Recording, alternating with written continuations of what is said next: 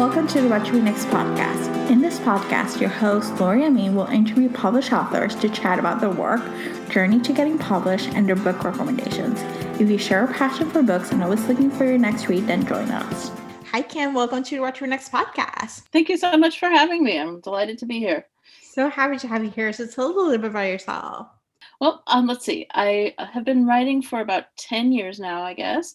I write primarily gay romance in a lot of genres, pretty much all the genres. Mm-hmm. I've also kind of branched out a little bit and written some horror and a few other things. And so I like to write in a lot of genres. My day job is college professor. So I that's what I'm doing when I'm not writing. And I live in California with my family and my cat. And when I can, I really love to travel. So I know. I feel the pain. No, we cannot travel right now. It's really hard on a lot of people. It really is. So what inspired you to become a writer? I've written. I remember I was like 3, and I was at Montessori school, and I thought I was writing. I was writing like squiggles on a paper, but I thought I was writing. So I've always wanted to be a writer. And I never really, I had this dream of being a professional writer, but I didn't think of it as being obtainable. So it was always something I just kind of did for fun. And then for some reason, I thought there was no way I could ever write a novel. I used to write short stories, and I don't know why I had that idea. And then I learned about National Novel Writing Month. And thought, well, okay, I'll give that a try. And sure enough, I wrote a novel, and now I'm writing my 31st. So, oh my gosh, yeah. So, what was that journey to get that first book published? Because you've been writing for a while. I have been. Yeah. So my first actually several books were self-published. They were from National Novel Writing Month, and they were all. My real start was I used to write fan fiction. And it was Buffy the Vampire Slayer fan. I was going to ask, I was like, which fan fiction? It was Buffy, and it was all about Spike, and primarily slash. In fact, pretty much all slash. And I wrote a lot of it, and it was really fun. And it was a really great experience because I got a lot of practice and a lot of feedback and a lot of confidence too. So and I met a lot of really wonderful people. So that was a really good experience. And then as I was doing that, I wrote my first novel during National Novel Writing Month and self-published it just kind of for friends. And people really enjoyed it. And so did my fan fiction fans. And I thought, And then so I ended up self-publishing a few other books after that. And then I was trying to sort of get up the courage to submit to a publisher. And an author who I really liked, her name is Amy Lane, read one of my self-published books and sent me an email and said, you really ought to submit to a publisher, which I can't tell you how much that meant to me. And I did. That's fantastic. I love the journey. Like, it's not linear, that you took action around it, and it's still like it's evolving. So yeah. So you write in multiple genres. Like, what is the process like? Do you do research? Like, how do you decide what genre you're writing? Is it based on a feeling or a contract, or what's the process like for that? Usually it's just kind of based on what I'm in the mood for. I like to kind of balance things out. So if I've written something that's a really light, fluffy contemporary, then maybe afterwards I might want to write a dark paranormal or something like that. So I like to balance those things out. And I usually start with an idea. I have this file of ideas. It's like 30 pages long. It's ridiculous. Some of these things have been in that file for years. And so, I go through that and see what speaks to me. Because for me, the most important thing about writing is that it's something I really am passionate about writing. So I find the thing that really jumps out at me, and I usually start by just writing, and I sort of research as I go. I love this. And so do you follow an outline, or do you see where the story leads you? For the most part, I don't outline. Sometimes I might have a really basic outline, especially if I'm writing something that has like a suspense or mystery element. I don't want to write myself into a corner. But for the most part, I some I have a really basic outline, but for the most part, I wing it. I feel really strongly like I have this muse, and I rely on her to help me out.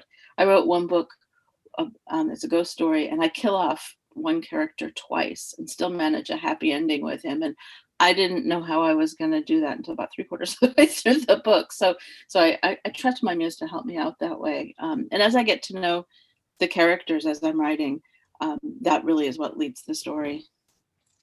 So talking about characters, what is the process like to develop them? Like, do they come to you? Do you write about them? Do you brainstorm? What is that process? I think it's a lot like meeting real people. I start with sort of a really basic idea of who they are, where they come from, where they live, what they do, what their sort of basic motivations are. But I don't really get to know them really deeply until I start writing. So the more I write, the better I know them, and then I have to go back oftentimes and change things. So it really feels like getting to know a person, and by the time I'm done, they feel really three-dimensional. These imaginary people in my head. Yeah, they do. They feel like well-developed characters. At least Teddy Spenser did. So. Oh, good. I'm so glad to hear that, because they feel that way. To me, these are my friends. And yeah. There are times that some characters I want to strangle them, or I just want to slap some sense into them, or I want to hug them, and I feel really feel about them. Yeah. So let's chat about Teddy Spenser Isn't Looking for Love. What was the source of inspiration? Well, there was a few sources of inspiration. One was just I was playing around with some of my favorite tropes that I really like, and I really love. One is the forced proximity. There's only one bed. That is so much fun. I love those stories. So I liked that, and I liked the idea of an office romance. So that's a fun one, and the kind of enemies to lovers. I mean, they're not really enemies, but they're certainly not friends as things begin. And so those kinds of tropes I was having a lot of fun with. And for me, the settings were also a really big part of it. The story takes place in Chicago and Seattle, which are two cities I both really love. And the story is set in February, which is important because Valentine's Day kind of plays an important role. But in both Chicago and Seattle, February is not the nicest time of year. It's kind of a really bleak time of year. Here in California, February, it's spring. Things are blooming and it's all great, but not in those parts of the country. And I really wanted to put a story there, when everything seems really bleak and depressing, and yet, people find love. Yeah, I feel like this was like a perfect Valentine's read. It takes place around Valentine's, which is great. But I think it's a perfect, like, kind of like a sunshine in the midst of a wintry mix, It's snowing, it's bleak, and it's like, oh, they're falling in love. They go to an escape room. They're making dinner. That's exactly what I was hoping for. So talking about getting the setting right, because they're actually, Chicago takes, like, it's unique enough. Like I think I mentioned to you beforehand, and I'm into listeners, I just moved to Chicago, so I'm still like brand new. I moved right before the pandemic, so I haven't explored much. And so it was funny enough that I'm like devouring all the Chicago books, like just like when I used to live in New York and I devoured the New York books. But I really loved that it was unique enough that you did share tidbits about Chicago that it was like, oh, okay, like this is something I can explore.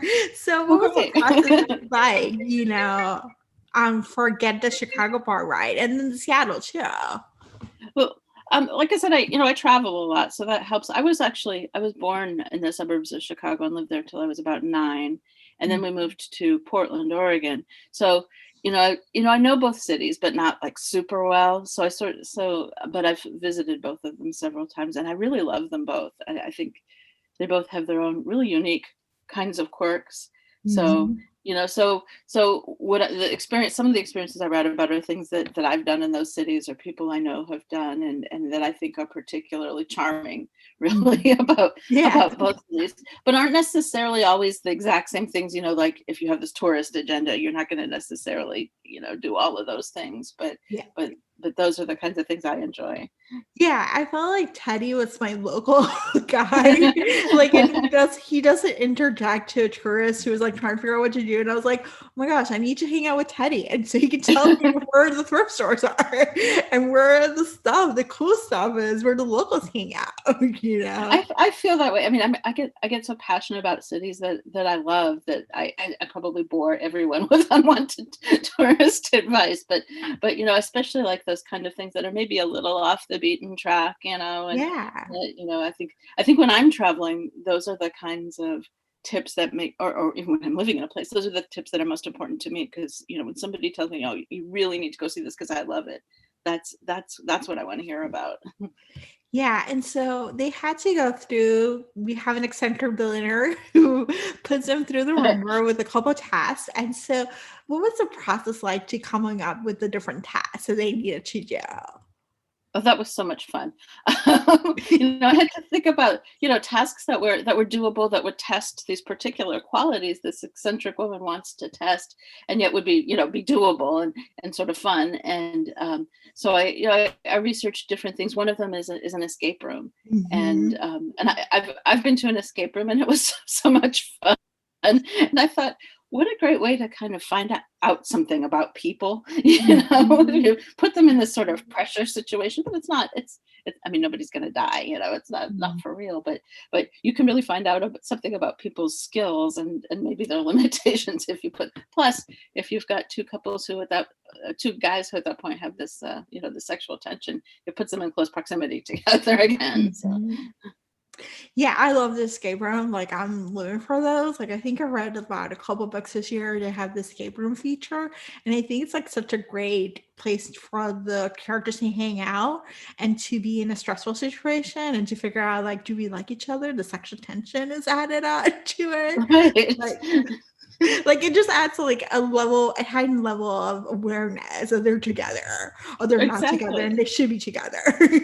And creating it was a lot of fun because it's almost like a story within a story. So I had to create the plot for this escape room they're in, which now I want to go to that escape room because it sounds fun. Yeah, that escape room was a lot of fun. So can you share a little bit about what some of your upcoming projects? I've got a couple of things coming up that are finishing out 2020. One of them is a holiday story. I have a series called The Bureau that's paranormal, noir, historical, and the seventh book, I think it is, in that series is out this winter, and it's a Christmas story that's still paranormal noir kind of, so it's a little weird for a Christmas story, but I really enjoyed writing it. It takes place in San Francisco in the 1940s, so that was a lot of fun. And then in early February I'll have another short novel come out called The Muffin Man, which was so incredibly fun to write. It's a fantasy story, and I can't tell too much about it other than it involves sentient sourdough starter. Oh my gosh. I love this. Just a curious question. What is your favorite trope to write? I like everything. There's different. Forced proximity is a really big one with me. I love hurt comfort. That's another one I always find myself gravitating to. I like grouchy characters who turn out to not be so grouchy, Yeah. I think those are really some of my ultimate favorites. I love this. Yeah.